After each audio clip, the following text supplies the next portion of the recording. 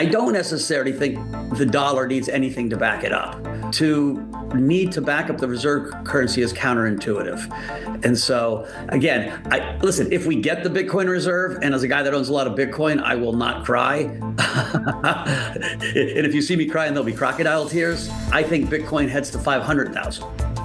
That was Mike Novogratz, the billionaire head of crypto investment firm Galaxy Digital, with some pretty bullish calls on crypto. Bitcoin now trading up over $90,000. Here to discuss more is Anthony Pompliano, the CEO of Professional Capital Management. Anthony, thanks for joining us. It's a pleasure. Thanks for having me. So are you just as bullish as Mike Novogratz? I mean, yes, he's talking his book, but like, what do you think? What kind of upside do we really see under Trump presidency? Well, I think there's two stories here. One is Bitcoin in the future without a Bitcoin strategic reserve, and one with that Bitcoin strategic reserve. The interesting thing, though, is other countries now have heard President Trump say that he's going to go buy Bitcoin, and they're now coming out saying, no, we're going to beat you to it. You know, there's still 2 months before President Trump actually gets into office. I think that's a big deal. What are the two scenarios then, with or without the SPR for crypto? I think that Bitcoin will go to low hundreds of thousands without the Bitcoin strategic reserve if the United States kicks off a global race for countries to start buying this. The interesting thing about Bitcoin is the higher the price goes, the less risky it gets. That's usually not true. Usually in the stock market, the higher a price of stock goes, people get nervous. Could it draw down? What's the issue?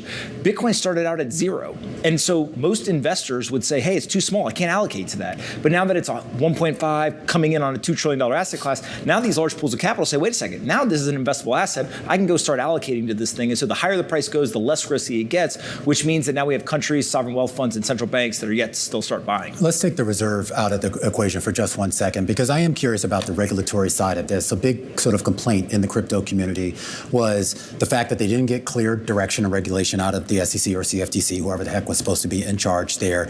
And the potential regulations they were going to get were probably too onerous. That risk is removed, right? We pretty much know whoever's going to be running the SEC, the Treasury, CFTC, probably going to be a little bit more friendly. But there are no real regulations in place. So what can they do to make things friendlier, if at all? Well, one of the interesting things is the U.S. dollar is not regulated either, right? It's an inanimate object. You can't put rules around it, you can't throw it in jail, and you can't find the U.S. dollar. It's a physical or electronic piece of technology. Bitcoin's the same way. What is regulated are the people or the companies that go and transact in, support, hold these assets. And so I think that's really the question. But the nice thing about Bitcoin is it's not controlled by anyone. It's this decentralized network. And so anyone in the world can buy it regardless of what the regulations are. Now, the companies, though, that are needed to actually help support this is where a lot of these questions are. And what I think is really going to end up happening here is we're going to say that Bitcoin is a monetary asset. That asset is treated very differently than all these technology things, because ultimately Bitcoin isn't fundraising. Bitcoin isn't trying to elicit anything. It doesn't have a marketing team. It doesn't have an executive team. There's no board of directors. These other assets, the question is who is centralized versus who is decentralized. And I think you're going to see very, very different rules on that side. So this is that's a good analogy to use, because we talk about sort of one side of the crypto equation that pretty much is just, as you said, an inanimate object. But some of the things you were referencing were obviously the actual products that people were creating that, you know, to one extent or another, the government had issues with here.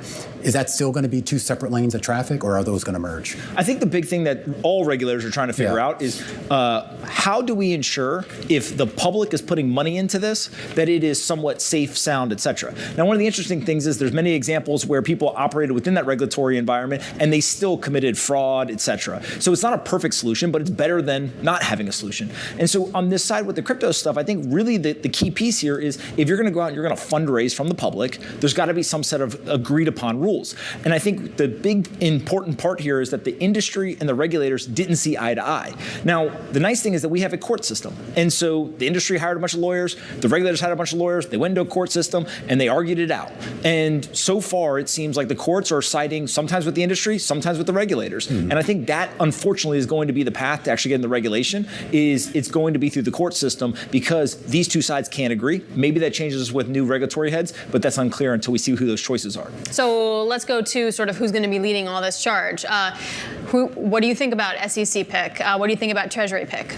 So far, I think that Donald Trump and his current administration has made a very clear kind of mandate that anyone who is going to work here is going to be crypto friendly. You know, we have somebody who is the first pro-Bitcoin president to go into the White House.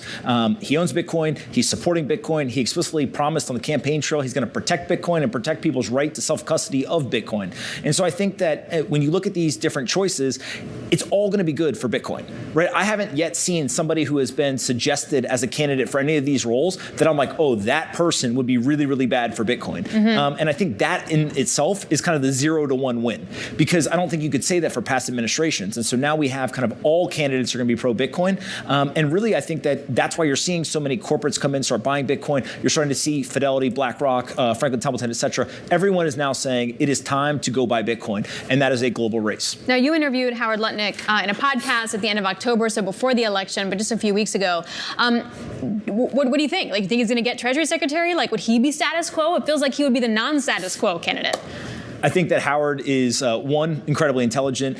Two, if you're going to be the CFO of the United States, and if you listen to that podcast, what he talks about is using the country's balance sheet to generate revenue in a way that can actually help us cut taxes. I think it's a very novel idea. It's something I hadn't heard before. And so having somebody who knows how to make money is probably a pretty important thing if that's going to be your strategy. And then the other thing that I could speak specifically to Howard that I think is really interesting is he's a family man, and you want somebody in government who can handle crisis. You want somebody who can handle kind of uncertainty. And understanding his story around 9/11 is one of the most powerful stories of resilience that I know of in American business history.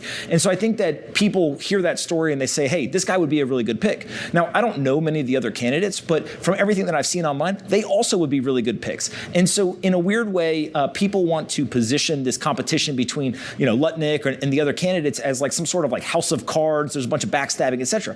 Maybe that's going on, maybe it's not. What I tend to think is that there's so many good candidates for President Trump to pick from that he's trying to get it right and make the perfect pick. And so let him take his time, right? Let's not rush it. This is going to be a really important role. Obviously, markets are very interested in who's going to run the Treasury. And so let's see who ends up being the right pick for Trump and his administration. All right, well said, Pomp. Going to leave it there. Anthony Pompliano, CEO of Professional Capital Management.